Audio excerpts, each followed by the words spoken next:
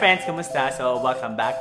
For today's video, I will be sharing to you the strategies and tips if you are planning to apply for Canada Study Permit. I will also share my untold stories and experiences as an international student and PGWP holder or the post-graduation work permit in collaboration with John Tigno. John actually interviewed me through Zoom, and in this video, I will also be sharing to you what we discussed.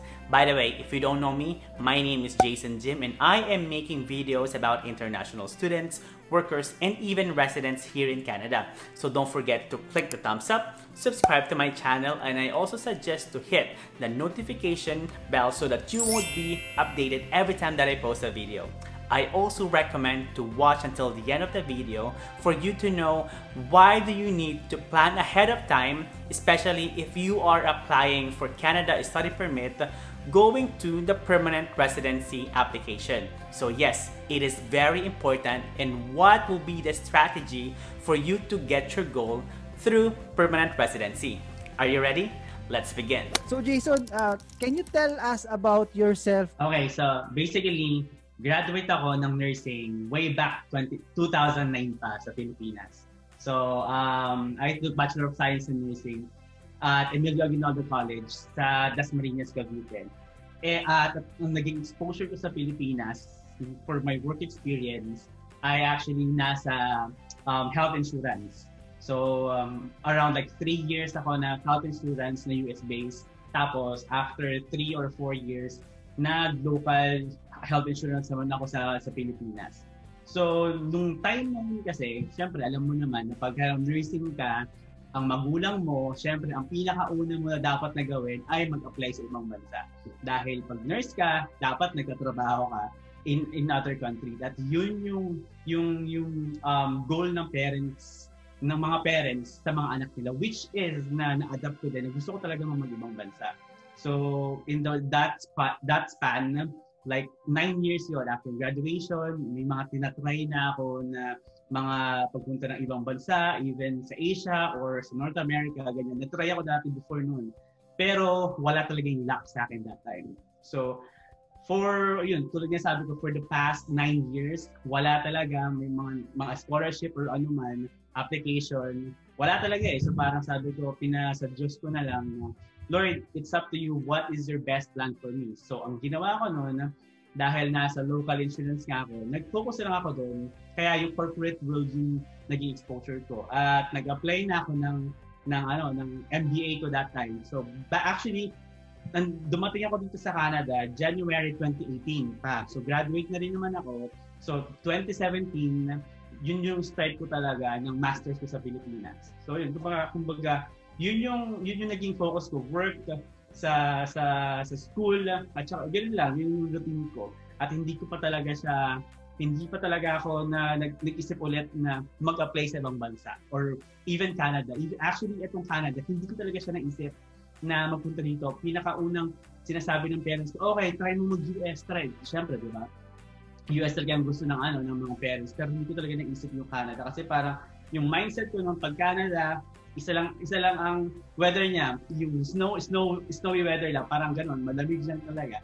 So yun ang naisip ko, parang wala talaga akong idea about sa Canada. Pero yun na nga, yung kapatid ko na nagsabi sa akin na, Kuya, try mo pumunta dito kasi I was assisted by an agency back in 2017 na try mo pumunta sa agency na to na mag-orientation ka, ganyan, baka may tulong sila sa'yo. So, yun yung parang naging first step ko nung nag-apply ako dito sa Canada. What make you decide na student na lang or student pathway ang gagawin ko? So, tulad niya sabi ko sa'yo, marami ako na-try before na mga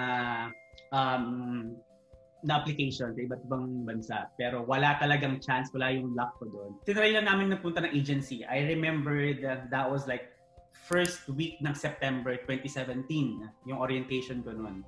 So after nun, after ng orientation namin, medyo nainganyo, okay naman, ganito. Binigay yung nilatag ng agency kung ano yung timelines, payment, ganyan.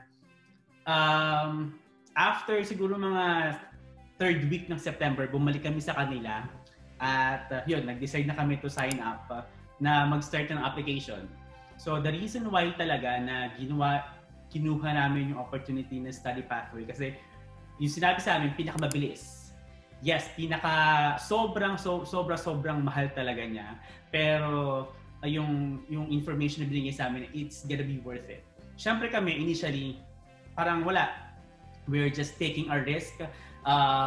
Talagang sugal yung gagawin namin na yung payment, and then of course lalong-lalo na yung tuition fee na yung tuition fee dito. Mostly I am in Ontario, sa Kitchener, Ontario, so most probably yung mga colleges or universities dito triple ng mga local students. Yun talaga yung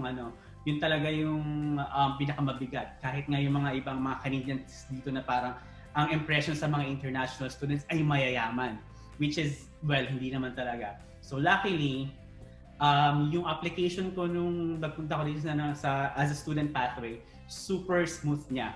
So ibig sabihin, I feel like ito talaga yung breakthrough ko. Ito talaga yung will na ni Lord para sa akin. Even if costly dito sa ang student pathway, kung masipag ka, kung hindi ka talaga as in super mapili, kaya mong bawiin yun. Kaya mong bawiin yung na ginastos mo. For example, like for a year or 1.5 years, kung talaga masipag ka, kaya mo talagang mabawi. Kaya talagang totoo yung sinabi na it's really worth it, na kahit na expensive talaga siya, worth it na ito yung step mo para makarating ka dito sa Canada, of course. If you don't mind, magkano ba ang pagiging student dito sa Canada? So yung cost na sasabihin ko, ito yung before coming to Canada. So ibig sabihin, ito yung ginastos ko, nilabas ko before pa ako makarating dito. Including nito yung study permit, yung biometrics, yung VFS service fee, yung medical examination, at yung tuition fee ko. Pero first semester lang ng tuition fee ko kasi yung binayaran ko dahil yun yung ni-require ng school ko. Yung kasama rin dito yung airfare, which was one way lang, yung airfare na binili ko. Na pinurchase ko. So, yung total na yon na before coming to Canada, including the 1,500 na allowance, is 13,205 Canadian dollars or almost like 500,000 pesos. Yun pa lang yun. That is before ka pala mag-land dito sa Canada. Yes. So hindi pa kasama yung proof of funds doon. Yun pa lang yung na shell out ko. Wala pa talaga yung pagpunta dito. 500,000 pesos. Oo, 500,000 pesos. Hindi pa kasama yung ibang tuition fees dahil one semester pa lang yung nabayaran ko. So let's now go naman sa proof of funds. So sa proof of funds naman dito sa Canada for international student, i-generalize ko for all of the provinces except Quebec kasi may iba silang mga regulations. So all of the provinces including Ontario sa akin. At yung sa proof of funds, ang required na proof of funds ng IRCC ay 10,000 Canadian dollars plus yung tuition fee. Tuition fee ko nung pang second semester ko ay around like 8,000 Canadian dollars. So most roughly like 18,000 to 20,000 Canadian dollars pa. Yun dapat ko i-provide sa proof of funds. Pero yun ang minimum.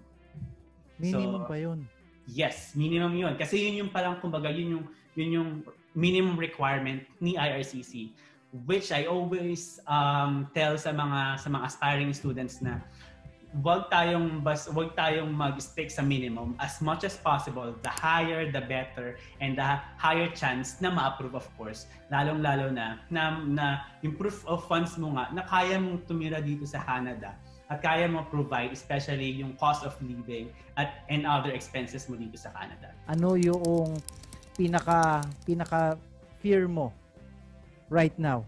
Graduate ako last year, April 2019. Nakuha ko yung post-graduation work permit ko noong June.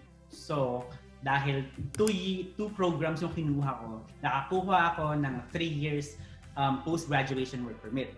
So, from 2019, mag-i-expire yung PGWP ko ng 2022 na June. So, nakalipas na ang 1 year ko, At the same time, naapektuhan ako ng layoff. I was laid off last March at kakabalik ko lang din nung July.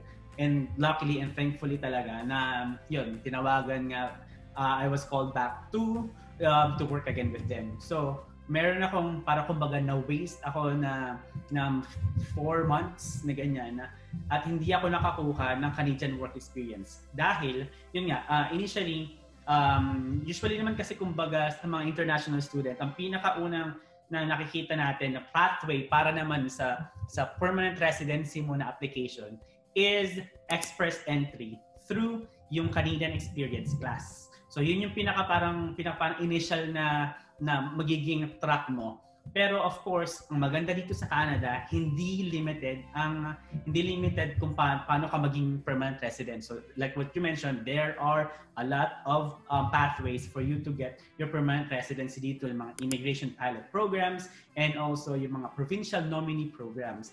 Ang kailangan lang talaga ng mga aspiring international students na nasa Pilipinas pa lang at na nag-a-apply pa lang, dapat they should be like strategic. Kailangan nilang mag-strategize kung ano ba talaga ang yung magiging goal nila para maging PR sila. Kasi for example, yung sa RNIT, kung gusto mong yun maging pathway mo, meron kang magiging 2 options. Pwede kang mag-apply ng express entry through CEC or RNIP, di ba? So, ibig sabihin ang strategy mo nun dapat ay mag-aaral ka doon sa community ng RNIP. So, once na, lalong-lalo na pag halimbawang 2 years program or 2 years yung pag-aaral mo, so, hindi man makuha yung express entry, pero may fallback ka pa din ng RNIT application. So, that's what I mentioned, na kailangan talagang maging strategic ng mga aspiring international students para magkaroon ng pathway para sa permanent residency dito sa Canada. Global Hospitality Management, which had 3 semesters, 2 academic semesters, tapos isang co-op term. Yung co-op naman na yun, yung tinatawag na parang OJT sa Pilipinas, yun yung mga internship, yun yung tawag doon. Yun yung una kong naging program. Yung second program ko, yung Global Business Management, na nagkaroon din ako ng 2 semesters din doon. Add ko lang, by the way, alam mo ba, na super thankful din ako dahil yun yung program na nakuha ko.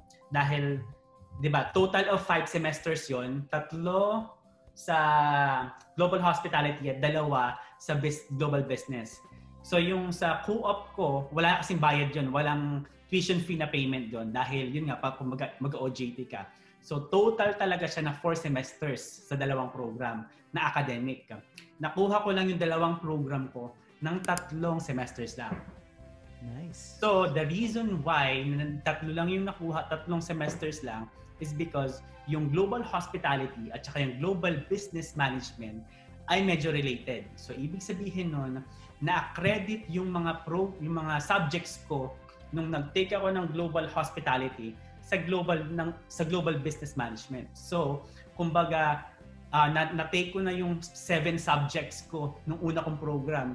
So kaya yung pangalawang program ko, 1 semester na lang, yung nag-aral ako para sa isang buong program mismo.